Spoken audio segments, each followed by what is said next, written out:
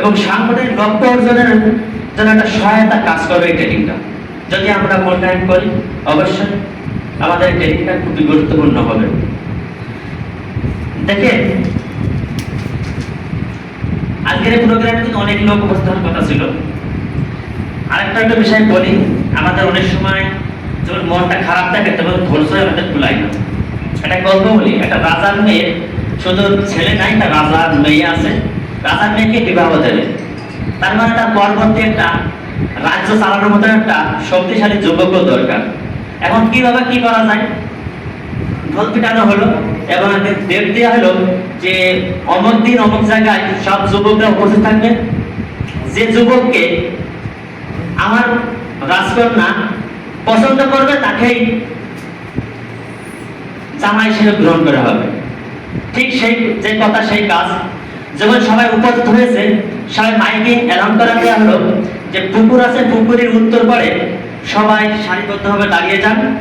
আর দক্ষিণ পারে ওই রাজকন্যা একটা ফুলের মালা নিয়ে উপস্থিত আছেন। এই পুকুর সাঁতরায় যে আগে যেতে পারবে তাকে কিন্তু ফুলের মালা দেওয়া হবে এবং তাকে রাজ্যের একটা অংশীদার বা জামাই হিসাবে মেনে নেবে। এখন কথা হলো, ঠিক আছে সবাই প্রস্তুত? যখন 3 পর্যন্ত দেওয়া হবে তখন কিন্তু ঝাঁপ দেওয়া হবে। 1 2 যখন বলেছে, বলার পরে আরেকটা এলান করলো যে একটা সতর্কতা আছে। 3 বলার আগে সতর্কতা কি, এই পুকুরি অনেকগুলো কুমির আছে যারা দীর্ঘ 7 দিন না ফিরে আছে। এই বলে 3 বলেছে। 3 বলার সাথে একজন পুকুরি ঝাঁপ দিয়ে খুব গতিতে সে উপরে উঠে গেল এবং রাজার মেয়ের সামনে গেছে। সবাই উৎসুক জনতা, সবাই খুবই আনন্দিত যে না একজন যুবক পাওয়া গেছে সাহসী, যে এখানে পর্যন্ত পৌঁছাইছে। রাজার মেয়েও খুশি। মাইকি ঘোষণা করা হবে যে এখনই আমাদের সেই রাজার রাজ্য, ভবিষ্যৎ রাজার রাজ্য পরিচালনা করার যোগ্য ব্যক্তি আমরা পেয়ে গেছি। রাজার রাজকন্যা তাকে ফুলের মালাতে বরণ করে নেবেন। তখনই উনি বলে ফেললেন, রাখেন ফুলের মালা, আগে কে ধাক্কা মারছে আগে তাকে দেখে নিতে হবে। তার মানে আমি তো এমনি আসি না, আমি তো কুমিরের ভয়ের যন্ত্রণা তাড়াতাড়ি উঠে আসছি, কিন্তু আমি তো লাভ দিন আমার ধাক্কা মারতে যাওয়া হয়েছে। ধাক্কা কে মারছে আগে তাকে দেখতে হবে। দেখেন রাজা সব কিন্তু পেয়ে গেছিল, সামান্য একটু ধৈর্য, 1 মিনিট ধৈর্যের কারণে সে কিন্তু কোনো কিছু পেল না। সে যদি 1 মিনিট ধৈর্য ধারণ করতো, গলার মালা নিয়ে নিত, সে রাজা রাজ্য সব পারতো। ওখানে শুধু একজন না, সবাইকে সে শাস্তি দিতে পারতো, সবাই বিচার করতে পারতো। তার মানে ধৈর্য একটা কিন্তু গুরুত্বপূর্ণ বিষয়। প্রতিটা কাজের মধ্যে ধৈর্যের একটা সফলতা আছে। আমরা শেষ পর্যায়ে ওই ধৈর্যটা ধরতে পারি না বলেই আমাদের ব্যর্থতা। আমরা আশা করি ধৈর্য সহকারে আজকের এই ট্রেনিং প্রোগ্রামটা আমরা শেষ করবো ইনশাআল্লাহ। যাই হোক,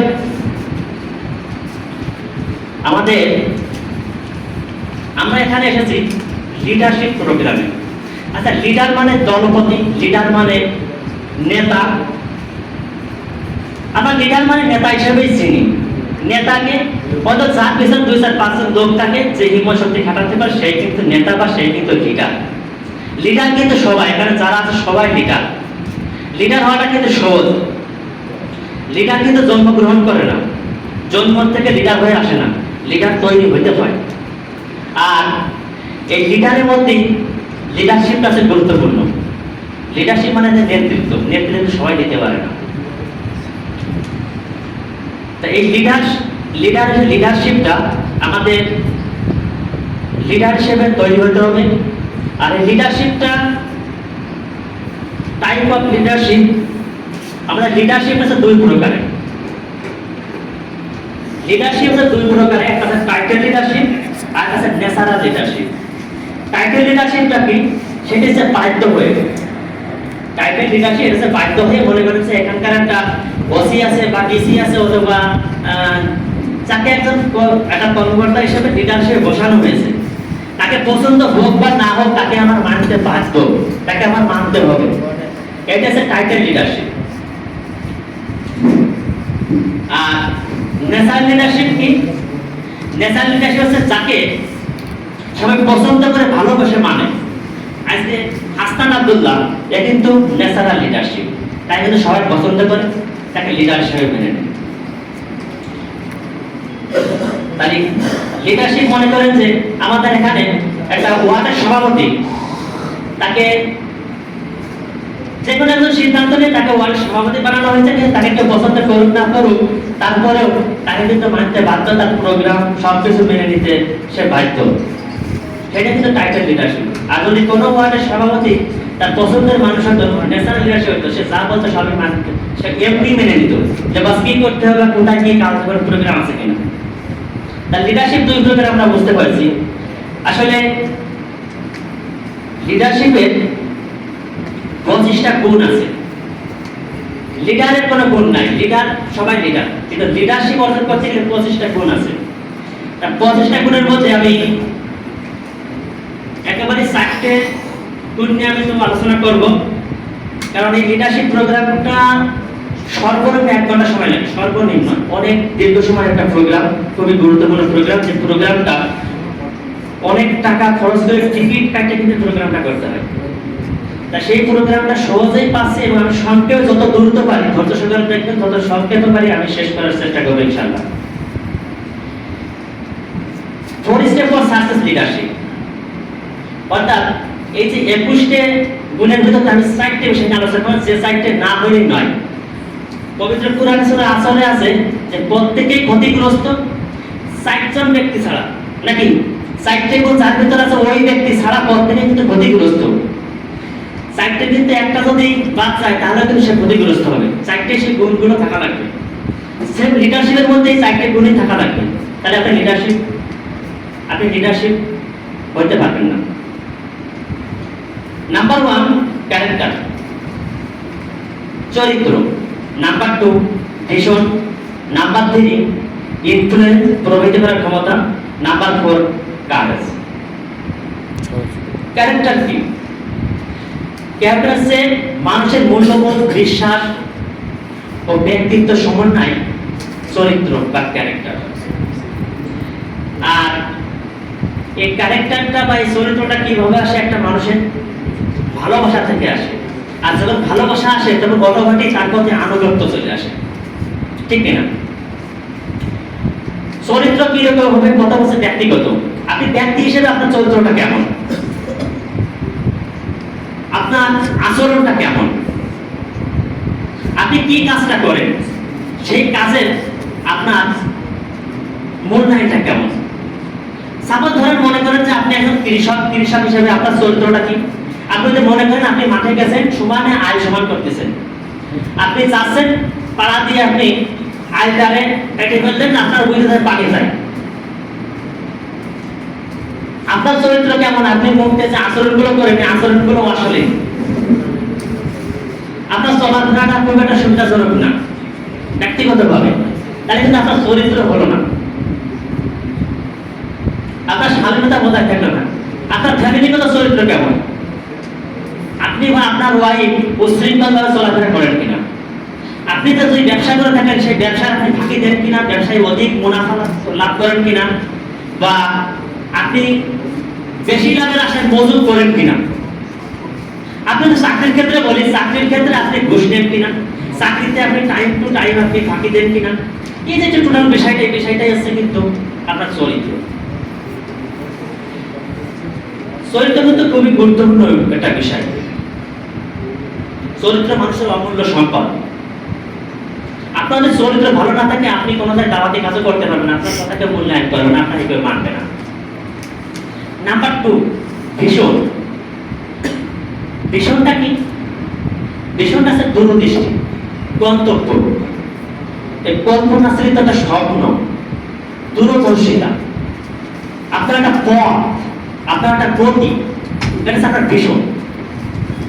যেহেতু আমরা জামাত ইসলাম সংগঠনের সাথে আছি, জামাত ইসলামের সংগঠনের আমাদের ভিশনটা কি? আমাদের ভিশনটা আছে কি? আমরা সংগঠনের আনুগত্য করব, আল্লাহর আনুগত্য করব, আল্লাহ রাসূলের আনুগত্য করব, ওলি আমরা কিন্তু যারা আনুগত্যশীল আছে তাদের আনুগত্য করব, এবং আমরা সর্বোপরি আমরা জান্নাতে যেতে চাই, সর্বোপরি আমরা ভালো মানুষ হতে চাই, সর্বোপরি মানুষের কল্যাণে কাজ করতে চাই। এটাই কিন্তু আমাদের ভিশন, জামাত ইসলাম সংগঠনের একটা ভিশন।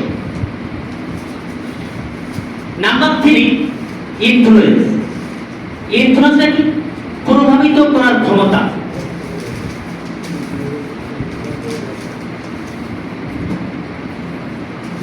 ইনফ্লুয়েন্স হচ্ছে প্রভাবিত করার ক্ষমতা, খুবই গুরুত্বপূর্ণ এই বিষয়টা।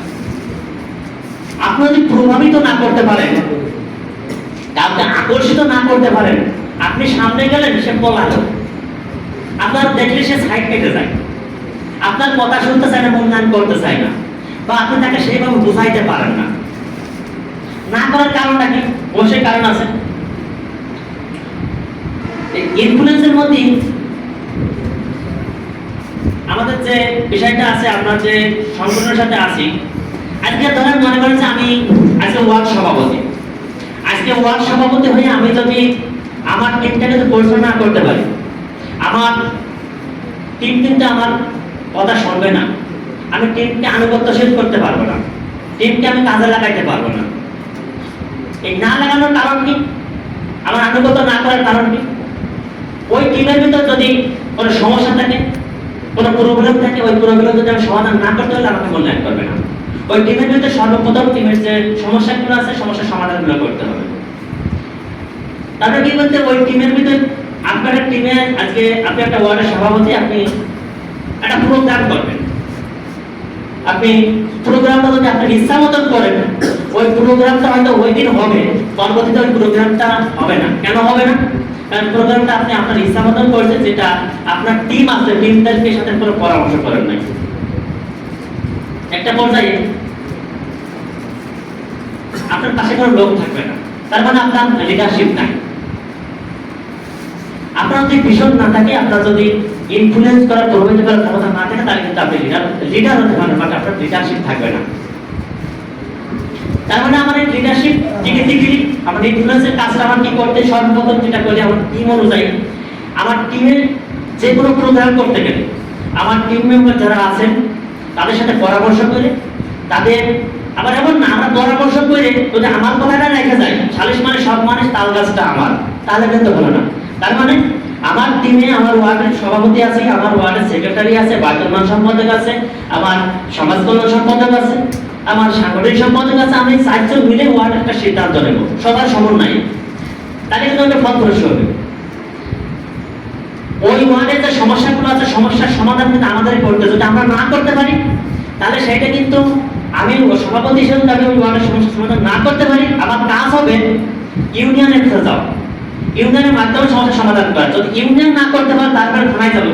কিন্তু আমি যদি ইউনিয়ন বাদ দিতে ওয়ার্ডের সভাপতি, আমি থানায় যেয়ে যোগাযোগ করি, থানার মাধ্যমে সমাধান করতে চাই, তাহলে কিন্তু আমার লিডারশিপ থাকবে না। অর্থাৎ চেন অফ কমান্ডটা বেড়ে গেবে।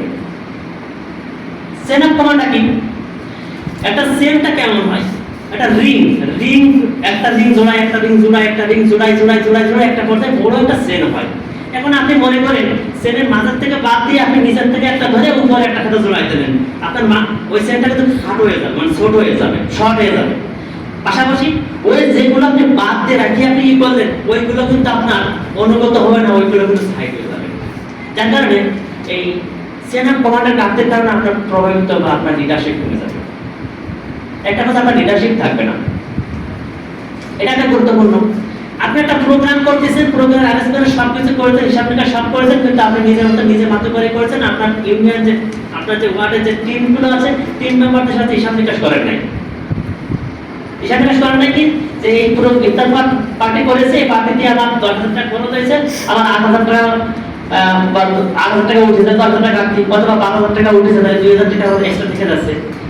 এই বিষয়টাও কিন্তু আমরা শেয়ার না করে, তাই ওই যে আমার যে টিম সদস্য বা আমার ওয়ার্ডের যে মেম্বারগুলো আছে, এনাদের কাছে কিন্তু আমার লিডারশিপটা থাকবে না। তার মানে আমার এটাকে স্বচ্ছতা থাকতে হবে। এই যে বিষয়গুলো নিয়ে আমাদের ইনফ্লুয়েন্স, আর আরেকটা বিষয় আছে, ইনফ্লুয়েন্সের মধ্যে আরেকটা বিষয় আছে, যে প্রভাবিত করার জন্য আরেকটা দুর্বল সাইড আমাদের আছে। সেটা কি? টিম ম্যানেজমেন্ট এবং টাইম ম্যানেজমেন্ট। টিম ম্যানেজমেন্ট, টিমের নিয়ন্ত্রণ করা, টিমের ভালো মন্দ বোঝা, সমস্যার সমাধান করা। টাইম ম্যানেজমেন্টটা কি? আমরা প্রোগ্রামটা কিন্তু আজকে আমরা প্রোগ্রামটা শুরু করার কথা ছিল 5টা, শনিবার বিকাল 5টায়। আমরা যদি 5টা প্রোগ্রামটা 6টায় শুরু করি, পরবর্তীতে এই লোকগুলো যারা উপস্থিত হয়েছে 5টায়, এরা পরবর্তী দিন প্রোগ্রাম আসবে তারা 5:30টায় আসবে। এমনকি 6টার সময় আসবে, জানে যে আধা ঘন্টা 1 ঘন্টা দেরি হবে, তার মানে দেরি তো হবে, যায় দেরি করেই যায়, সমস্যা নাই। কিন্তু আপনি যদি ঠিক 5টায় শুরু করতেন, পরবর্তী প্রোগ্রামে ওই লোকগুলো ঠিক 5টায় আসতো। এটা এবং লাস্ট টাইম আমাদের আছে, এটা লাস্ট টাইম কি আমাদের লাস্ট টাইম আজকে আসর টু মার্কে আমাদের প্রোগ্রামটা, কিন্তু এই প্রোগ্রামটা যদি আমি ইশায় নিয়ে চলে যাই, 10টায় নিয়ে চলে যাই, পরবর্তীতে এই লোকগুলো টেকনিক্যালগুলোকে আমি আর পাবো না। এরা কিন্তু একটা পর্যায়ে আসবে আসবে আসবে যাবে, এই করতে করতে একটা সাইডে যাবে। এখন যখন একটা সাইডে যাবে, তার মানে আপনার এখানে কিন্তু আমার সাজানো হয়েছে প্রধান অতিথি রবিউল ইসলাম, বিশেষ অতিথি অধ্যাপক আফসার আলী, শাহিদুর রহমান। এখন মনে করেন এখানে যদি জেলার মেহমানও আসে, থানার মেহমানও আসে, তাদেরকে আমি মেহমান হিসেবে রাখতে পারবো না। এটা আমার টিম এবং টাইম ম্যানেজমেন্ট। আমি যদি রাখি, কারণ যেহেতু আমি ওনাদেরকে অতিথি হিসেবে দাওয়াত দিয়েছি, তার মানে ওনারা 10 মিনিট বা 5 মিনিটে আলোচনা করবে, সেটা কিন্তু তারা সাজায় নিয়ে আসছে। এখন এখানে মেহমান 2 জন আছে, আমার এখানে উপস্থিত 10 জনের সাথে 10 জনের কথা বলতে দেন, কেউ কথা বলতে পারে না। তার মানে প্রোগ্রামে কেউ উৎসুক ওইভাবে কোনো প্রোগ্রামটা ফলপ্রসূ হবে না, কারণ কেউ কথা বলতে পারবে না। তার মানে প্রোগ্রাম যাকে যাকে দাওয়াত করা হয় তাদেরকে নিয়েই প্রোগ্রাম করতে হবে। যত আসুক, হ্যাঁ মেহমান আসবেন, ওয়েলকাম জানাবো, তারা উপস্থিত থাকবেন, ঠিক আছে। তাই বলে আমরা অতিরিক্ত মূল্যায়ন করতে যাবো না, তখন কিন্তু আমার টাইম ম্যানেজমেন্টটা আমাদের দুর্বল হয়ে যাবে, তখন আমাদের কর্মীগুলোকে ঠিক রাখতে পারবো না। আরেকটা বিষয় বলি, আমাদের কর্মীদের মধ্যে কাজ না করার জন্য কিছু কর্মীরা আছে বলে যে আমি এই কাজটা করবো না, এই কাজটা পারবো না, এরা বলে না। আচ্ছা, একটা কর্মী কাজ যদি না করতে চায়, তার মধ্যে দুটো কারণ আছে, ভালো করে লক্ষ্য করেন। একটা কর্মী যদি কাজ না করতে চায়, তার মধ্যে দুটো কারণ আছে। একটা কারণ, সে ওই কাজটা কিভাবে করবে সেটা সঠিকভাবে জানে না বলে সে পরিবেশি করে কাজটা করতে চায় না, নাম্বার 1। নাম্বার 2, সে কাজ করতে চায় না, তার মানে তার কাজটা ভালো লাগে না, সে কাজটা করতে চাচ্ছে না, তার মানসিকতার সমস্যা। অর্থাৎ প্রথম ব্যক্তির কাজটা কিভাবে করতে হয় সে করতে চাচ্ছে না, সে জানে না, তার মানে তার ঘাটতি আছে কি, প্রশিক্ষণের অভাব। তাকে প্রশিক্ষণ দিতে হবে। কিন্তু সে কাজ করতেছে না, তারা প্রোগ্রামে দাওয়াত দিলে আসতেছে না, তাই বলে আপনি পরের দিন সাইড করে রাখবেন, আপনার লিডারশিপ থাকবে না, ওই লোকগুলো হারিয়ে যাবে। মনে করেন আপনার ওয়ার্ডে 20 জন কর্মী আছেন, এই 20 জন কর্মীর মধ্যে দেখা যাচ্ছে আপনি যাদের সাথে কথা বলেন, অনেকেই কাজ করে, অনেকেই কাজ করতে চায় না। এখন পরবর্তীতে আপনি যারা কাজ করে না, তাদেরকে সাইড করে রেখে যারা কাজ করে তাদেরকে রাখতে চান, সে ধরে মনে করেন 20 জনের মধ্যে 5 জন আপনার কথা শোনে বা 5 জন আপনার কাজ করে, আপনি 5 জনকে যদি প্রোগ্রামে দাওয়াত দেন, 5 জনই আসবে, বাকিগুলো তো আসবে না। একটা সময় ওই 5 জন করবে কিনা, আর কেউ আসে না, আমি চাবো না, 2 জনের প্রোগ্রাম করা হয় নাই, ও বাদ দেন, দরকার নাই, এখন আলোচনা বলাবলি করবে। তার মানে একটা সময় আপনার লিডারশিপও থাকবে না, আপনার টিমও থাকবে না, হারাই যাবে। কি করতে হবে? যে কাজ বোঝানো, তাই কাজ বোঝানোর ব্যবস্থা করতে হবে, তার প্রশিক্ষণ দিতে হবে। আর যে কাজ করতে চাচ্ছে না, তার মানে তাকে কাজ করার ব্যবস্থা করতে হবে, তারপরে তার বুঝতে হবে তারপরে মানসিক সমস্যা আছে, তার যে কি সমস্যা আছে, সমস্যা সমাধান করা, প্রবলেম সলিউশন করা, তাহলে কিন্তু সে কাজ করবে অটোমেটিক্যালি। এখন নাম্বার 4, কারেজ। কারেজ মানে সাহস। এটা বিশাল একটা বিষয়। সাহস ছাড়া কোনো কিছু হয় না। আর চরিত্র ছাড়া সাহস কিন্তু অত্যাচারের সামিল। চরিত্র ছাড়া সাহস অত্যাচারের সামিল। তার মানে কি, আপনার সাহস আছে, একটা মেয়েরে ধরে নিয়ে চলে গেলেন, আপনার চরিত্র নাই, তাই আপনি ধরে নিয়ে যেতে পারছেন। আপনি একজনের হাত নামাই দিলেন, আপনি একজনের আটকায় দিয়ে তার কাছে মানে এটা আপনার সাহস আছে, কিন্তু এই সাহসটা যদি চরিত্র ছাড়া হয় তাহলে কিন্তু এটা অত্যাচারের সামিল আছে। কিন্তু আপনার চরিত্র নিয়ে যদি সাহস থাকে, তাহলে ওই সাহস দিয়ে আপনি ভালো কিছু করতে পারবেন। যেমন আপনার সাহস দরকার, সাহসের সাথে আমাদের চরিত্র জড়িত।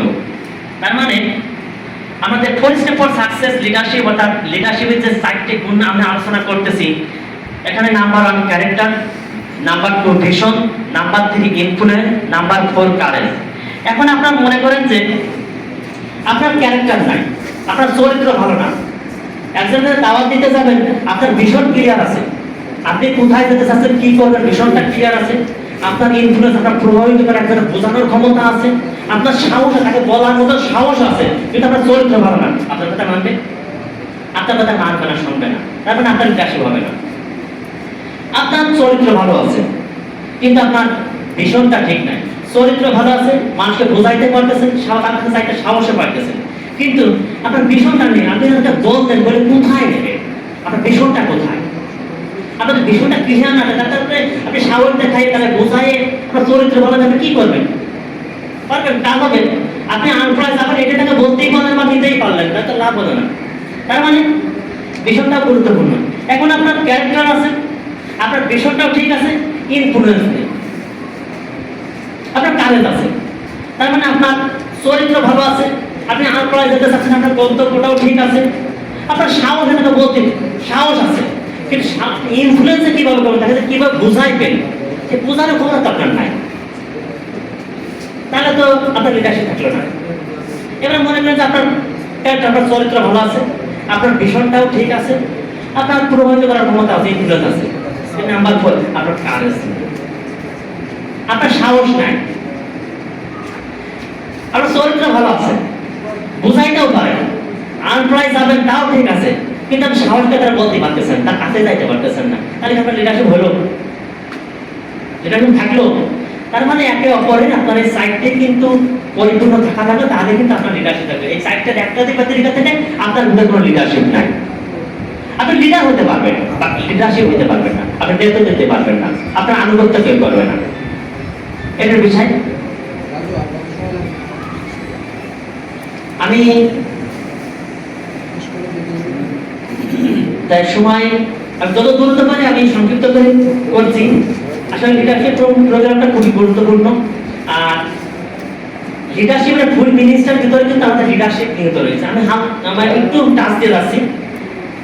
Leadership LEADER leader, SHIP leadership. Lead by example. Lead by example মানে নিজে করে অন্যকে উদ্বুদ্ধ করা। আমি নিজে না করে আরেকজন খালি বারবার বলে এই কাজ করো কাজ করো, সেটা করবে না। আপনি করবেন, আপনি আরেকজনকে করাইতে পারবেন, আপনি না করলে আরেকজন করাতে পারবেন না। ইতে এক্সপার্ট, আপনার দক্ষতা, অর্থাৎ আপনি কিভাবে কাজ করবেন, এই যে দক্ষতা, এই দক্ষতা আপনার থাকতে হবে। অর্থাৎ খেতে যে 30 রানের বুদ্ধি, অনেক সময় দেখা যাচ্ছে কি তাদের 30 অফিসের কাছে যুক্তি নিয়ে যদি আপনি চাষ করতে চান, আপনার চাষ ফলপ্রসূ হবে না। কেন হবে না? কারণ সরকারি মাপ অনুযায়ী আপনাকে একটা সাজেশন দেবে, ওই সাজেশন অনুযায়ী আপনার জমির মান তেমন না। অনেক জায়গায় অনেক জমি আছে খুব উর্বর, তাকে সার অল্প দিলেও হয়, পানি অল্প দিলে হয়। অনেক জায়গায় অনেক জমি আছে একেবারেই মানে পড়া, সেখানে কিন্তু সার তার শক্তি ক্ষমতা নাই, তাকে কিন্তু ওই সরকার শিক্ষা অনুযায়ী দিলে হবে না, তাকে কিন্তু একটু সারের পরিমাণটা বাড়াইতে হবে। অর্থাৎ আপনাকে আপনার লিডার, আপ লিডার আপনার ডাউন লিডার উপর একটা কাজ চাপাই দিতে পারবেন না, আপনি লিডার বলতে চাপাই দিতে পারবেন না, আপনার দক্ষতা চাপাই দিতে হবে। হয়তো আপনাকে উপর থেকে বললো যে এইভাবে এক সপ্তাহ বইতে এইভাবে সার দিতে হবে, আপনি ঠিক ওইভাবে যদি করতে চান, আপনি নিজের ভিতরে যদি দক্ষতা, আপনার নিজের ভিতরে যদি সেই জ্ঞান, সেই বোঝার শক্তি যদি না থাকে, তাহলে কিন্তু আপনি ওইভাবে চাষ করেন, তাহলে আপনার চাষের ফলপ্রসূ হবে না। কারণ আপনার লিডার বলেছে ঠিক আছে এভাবে দিতে, কিন্তু আপনার খেতে চাই, খেতের পরিবেশ অনুযায়ী আপনাকে সেইভাবে সার ওষুধ দিতে, তাহলে খেতটা পরিপক্ক হবে। এতে অ্যাক্টিভিটিস বা অ্যাটিটিউড, আর অ্যাটিটিউড হচ্ছে মানসিকতা, মনোভাব। এই অ্যাটিটিউডটা মানসিকতা আছে কি, দেখেন একটা বন্ধ করি, আমাদের সবকিছু পজিটিভ অ্যাটিটিউড দিতে হবে। আমাদের ঠিক পজিটিভ, টক পজিটিভ, ওয়ার্ক পজিটিভ, আমাদের কাজকর্ম, আমাদের চিন্তা চেতনা এবং কথাবার্তা যদি পজিটিভ দিতে পারি, আমাদের জন্য কল্যাণকার হবে। দেখেন একটা বন্ধ ঘড়ি, সে কিন্তু দিনে 2 বার টাইম সঠিক দেয়, সকাল 6টা, সন্ধ্যা 6টা। এটা যদি পজিটিভ তাহলে পজিটিভ, আর নেগেটিভ না তো ঘড়ি হচ্ছে নষ্ট, পচা, ভাঙা, চোর, ভালো না, অনেক কিছু পজিটিভ। একটা মানুষের অনেক খারাপ গুণ থাকতে পারে, ওর মধ্যে 2-1টা ভালো গুণও থাকতে পারে, আপনার ভালো গুণটাকে আপনার কাজে লাগাইতে। ডিসিপ্লিন বা ডিসিশন মেকিং বা ডিসিশন নেওয়া, ডিটারমিনেশন বা দৃঢ় প্রতিজ্ঞা। এই যে আমি একটা সিদ্ধান্ত নিয়েছিলাম, একটা ডিসিশন নিয়েছিলাম যে প্রোগ্রামটা করবো, আমি কিন্তু প্রোগ্রাম করেছি, অনেক বাধা বিপত্তির মধ্যে দিয়েও প্রোগ্রামটা করতেছি, প্রোগ্রামটা শেষের পথে এবং সাকসেসফুল হচ্ছে। তার মানে আমি সিদ্ধান্ত নিয়েছিলাম, দৃঢ় প্রতিজ্ঞা বলতেছিলাম, দেন আমার কিন্তু প্রোগ্রামটা হচ্ছে। এনার্জেটিক, আনন্দ। আসলে এই আনন্দ এনার্জেটিকের মধ্যে ইমোশনাল হওয়া যাবে, মেন্টাল ফিটনেস থাকতে হবে। দেখেন টাইটনেস বলতে কিছু নেই, ডিসিশন অফ মাইন্ড, আপনার সিদ্ধান্তই সবকিছু। দেখেন আপনি খুব অসুস্থ, আপনি বিছানায় শুয়ে আছেন, আপনার উঠা নড়াচড়ার কোনো শক্তি নাই, পানি খাইতে গেলে আরেকজন খাওয়াই দিতে আছে, কিন্তু আপনার ওয়াইফ ওই মাঝে আপনার পাশে আপনার বাচ্চাকে রেখে দিয়ে গেছে, বলছে আমি বাইরে যাচ্ছি, পাশে ওই লম্প আমাদের চেনার বা লম্প আছে, লম্পে আগুন ধরানো আছে। আপনি অসুস্থ উঠতে পারতেন, কিন্তু ওই বাচ্চা যদি হামাগুড়ি দিয়ে ওই আগুনটা ধরতে চায়, তখন কিন্তু আপনার ডিসিশন মেকিং ব্রেক করবে। আপনি তখন অসুস্থ থাকার পরে আপনি লাভ করে বিছানা থেকে উঠে বাচ্চাকে কিন্তু আগুনের হাত থেকে বাঁচাবেন। এটা হচ্ছে ডিসিশন মেকিং। অর্থাৎ টায়ারনেস বলতে কিছু নাই, দুর্বলতা বলতে কিছু নাই। আর হচ্ছে রিলেশনশিপ অর্থাৎ এই সম্পর্ক তৈরি করা হয় কমিউনিকেশন করতে হবে। আমার যত কমিউনিকেশন করবো, তারপর রিলেশন তৈরি হবে, তারপর রেসপন্সিবিলিটি তৈরি হবে, দায়িত্ববোধ তৈরি হবে। এই জন্য আমাদের কর্মীর সাথে যোগাযোগ করতে হবে, তাদের সাথে সম্পর্ক বৃদ্ধি করতে হবে, তার একটা দায়িত্ববোধ তৈরি হয়ে যাবে। এসে আছে সেলফ কনফিডেন্স, স্যাক্রিফাইস, এটা ছাড় দেওয়া, স্ট্রাগল, এটা সংগ্রাম। এখানে জামাত ইসলাম যারা করে তারা একটা সংগ্রামের মধ্যে দিয়ে করে, কারণ পারিবারিক নানা বাধা বিপত্তির মধ্যে দিয়ে কিন্তু জামাত ইসলাম করে। আমাদের মধ্যে এত সহজ একটা পথ নয়। আমরা সংক্ষেপে নিয়ে যাচ্ছি। এই যে অনেস্টি, সততা, হেলিকপ্টার ভিউ। হেলিকপ্টার ভিউ হচ্ছে উপর থেকে দেখাও। অর্থাৎ আপনার যে 10 জন কর্মী আছে, এই কর্মীদের আপনার একটা লক্ষ্য করে রাখা। এই কর্মী 10 জনের মধ্যে কয়জন চাকরি করে, কয়জন ব্যবসা করে, কিনা কোন দোকান থেকে, কিনা কোনে কাজ করে, আপনার একটা লক্ষ্য করে রাখা। এগুলো আমাদের এই বিষয়টা লক্ষণীয়। আমাদের পিকে প্রবলেম সলিউশন, রিভিউ, অনুমান করার ক্ষমতা, আমাদের প্রবলেম সলিউশন করতে হবে। আর সবচেয়ে বড় বিষয় লাস্টে যে কথাটা বলবো হচ্ছে প্ল্যানিং। আমাদের প্ল্যানিং করতে হবে। আমাদের প্ল্যানিং ছাড়া যদি কাজ করি কাজ হবে না, আবার প্ল্যান করে কাজ করলাম না, তাতে কিন্তু সফলতা আসে না। অর্থাৎ প্ল্যান এবং কাজ দুটোই কিন্তু একসাথে করতে হবে।